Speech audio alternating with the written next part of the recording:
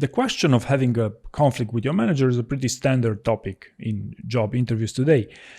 And for this, I actually made a little experiment. I've searched this precise question on Google and took the first search result. And this is actually from the Balanced Careers. And let's look at some of the examples that they give there as great answers.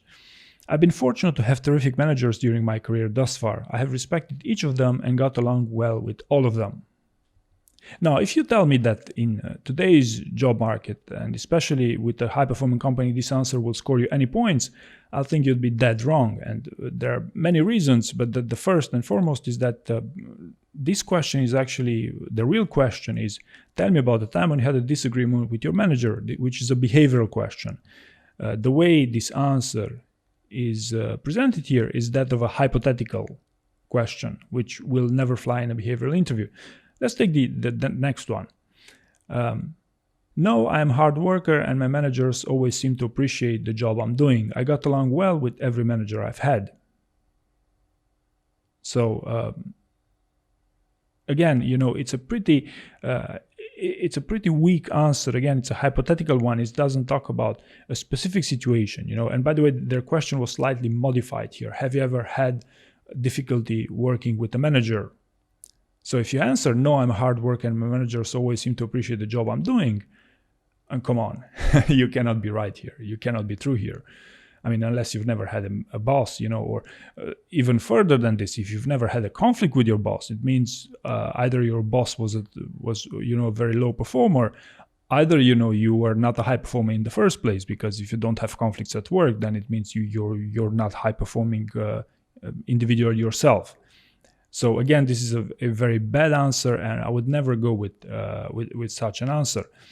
Now, the other example I want to talk about here is I had a rocky start with the manager earlier in my career because we had different expectations for the flow of the workday. Once we talked about it, we realized that our goals were very compatible, and we were able to work successfully together for several years. Now, this is slightly better, because at first they acknowledge this is a behavioral question for a time when you had a disagreement with your boss. And also, it's still a good example because it follows somewhat the STAR format. It's not very concise, it's not very precise, but still I believe we're getting on the right track, if you want. Now, what is a good example to having disagreements with your manager? And for example, I can tell you from my experience, I once worked with someone to develop an HR software, and they were on the business side of things, and I was on the software. I was designing the HR software, and actually my business partner was a very picky individual. He didn't like imperfections, because most of our customers were business people, and business people are very picky, users when it comes to the software.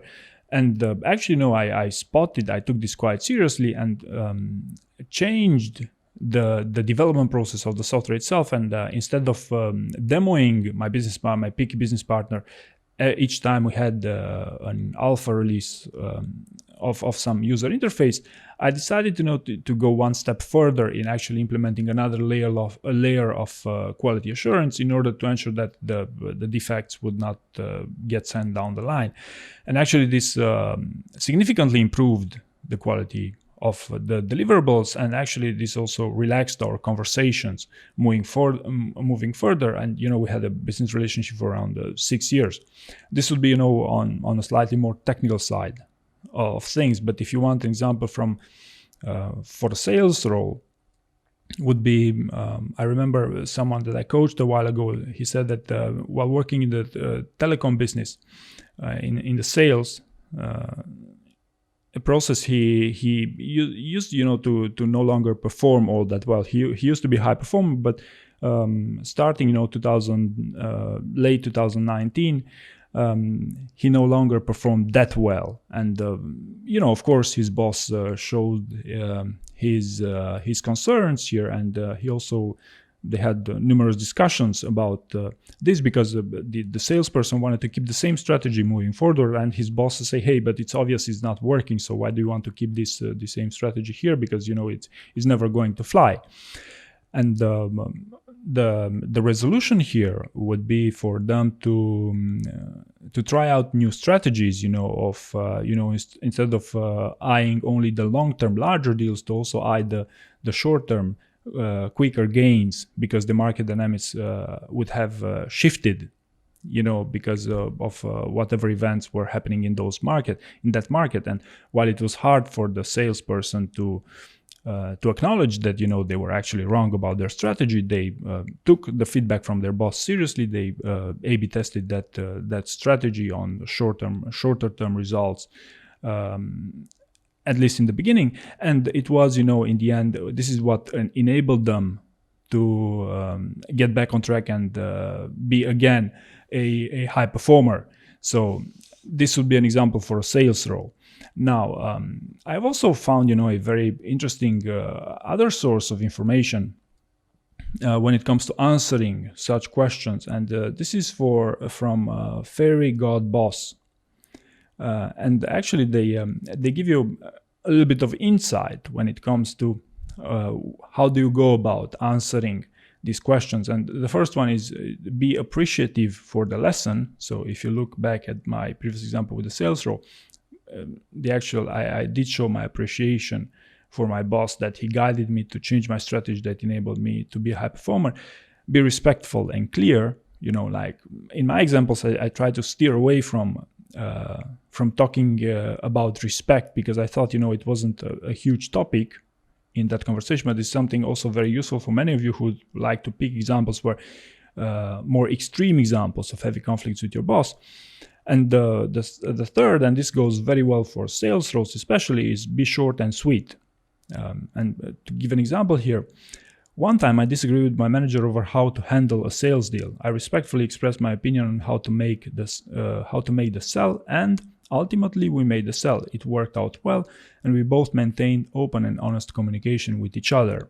So this works particularly well for sales roles, where you're supposed to be a great communicator. We're supposed to communicate the idea very quickly and concisely. So if you notice closely, it does follow, it does talk about a specific situation, and it does follow the STAR format, at least to a certain extent. So the overall takeaway here from these types of questions, in my opinion, you must focus on creating an environment that establishes trust. So in my opinion, conflicts with other people are all about reestablishing trust. Like when I talked about the example with my picky business partner, he actually didn't trust me, with those releases. Whenever I would demo him some prototypes, he would lose trust in myself, because hey, each time you demoed these things in the past, they didn't work out. So then to reestablish trust, I changed the development procedure. And, I've also used, some better communication to explain to him what I've done differently here. And this is how I re-earned his trust. Same thing with the sales example, with the telecom business. It's all about, trust. Had I not trusted my boss to A/B test that new strategy, it wouldn't have worked out as nicely. And once I did, and once it was successful, trust was reestablished, and everything moved on quite smoothly. So in my opinion, conflict resolution, it's very much a matter of trust in the end. So this would be the main takeaways that I wanted to present you from this video. Hopefully you found this interesting, and thank you very much for watching.